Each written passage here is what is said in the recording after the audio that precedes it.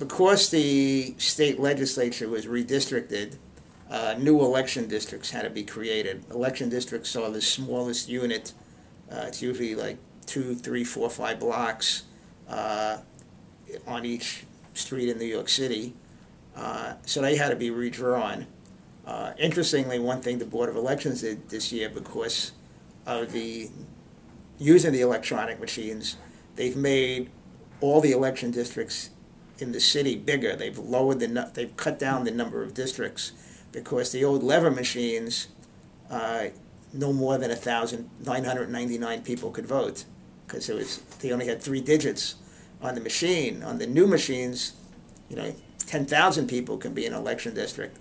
So most assembly districts in the city went from having about, on the average of 100 assembly districts, about 75, which will actually eventually save the city money, because there'll be less election inspectors, less polling places.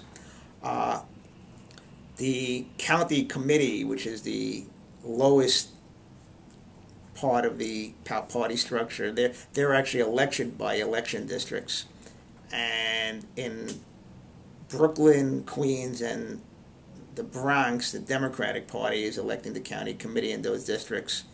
Not the Queens Republicans. I don't know about the Republicans in the other boroughs. And when there was talk about the primary, all the primaries being in June, there was a fear that the county committee elections could not be held this year, because they didn't think the election districts would be drawn by then. But because the primary is in September, they actually have finished drawing the election districts. They did that about 3-4 weeks ago. So people can and are running for county committee in Brooklyn, Queens, and the Bronx. In some of the counties, it's the district leaders who pick the county leader. In other places, it is the county committee.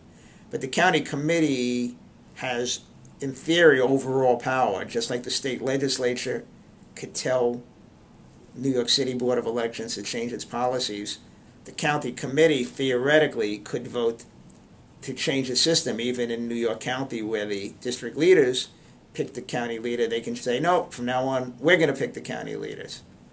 But in reality, in most cases, the county committee are handpicked by the district leaders, and they do what the district leader wants.